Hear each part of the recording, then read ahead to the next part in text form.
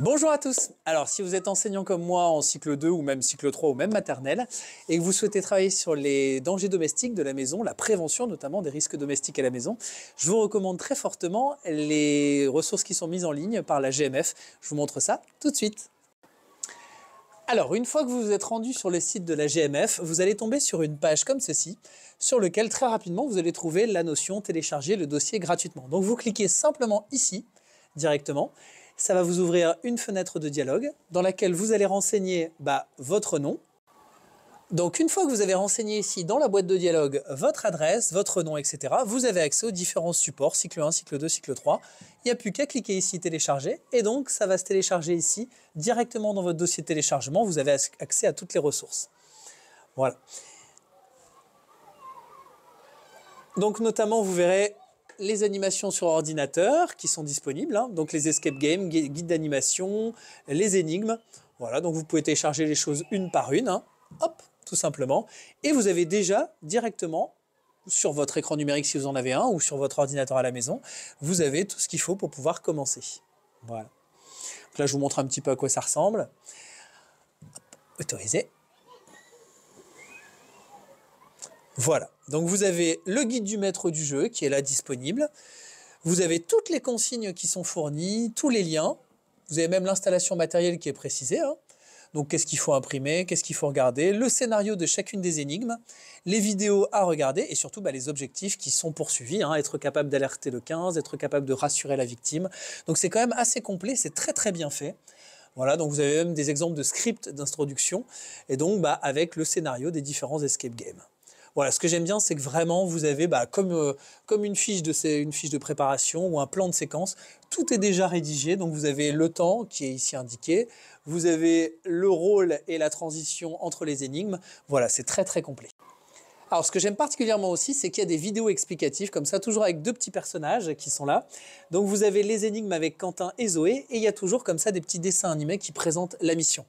Donc là, même chose, vous avez juste à cliquer dessus, vous le remettre en plus grand.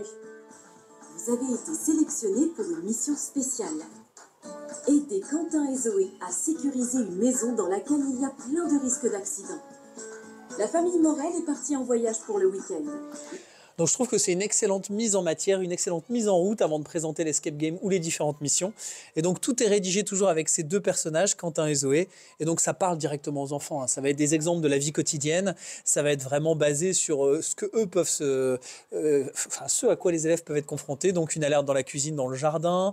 Voilà, où est le téléphone, comment vraiment appeler les secours. Voilà, c'est vraiment rédigé pour être dans le vécu, dans le vécu des enfants et de ce qui peut se passer chez eux à la maison ou ailleurs. Et donc maintenant que tout ça est sur mon écran numérique interactif ou vous sur votre ordinateur pour vous dans vos classes, il n'y a plus qu'à. Donc moi ce midi je vais m'imprégner des fiches de préparation, du guide pédagogique et puis je vais mener cette semaine mes premières séances autour des risques domestiques en classe, donc pour mes élèves de CP en cycle 2. Voilà, je rappelle ça existe en cycle 1, cycle 2 et cycle 3.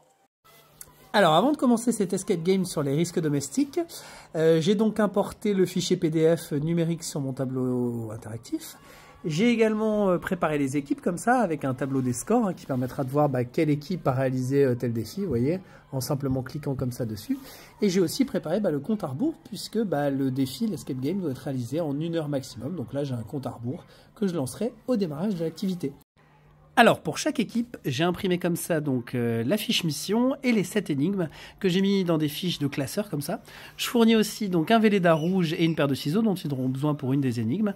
Et donc l'idée, c'est qu'ils vont vraiment réaliser tout ça en autonomie, donc guidés quand même par moi. Donc là, par exemple, l'énigme numéro 1 avec le plan, avec les indices. Voilà. Moi, en fait, je vais vraiment guider, animer le jeu. Là, ici, devront au Velleda rouge, justement, entourer les différents dangers. Là, par exemple, l'eau qui est renversée près de la baignoire, le bébé qui est laissé tout seul sans surveillance, ici le danger électrique du bébé qui peut s'en approcher. Et donc, à chaque fois, ils vont venir mettre les lettres, par exemple, comme ça, ici, sur la fiche.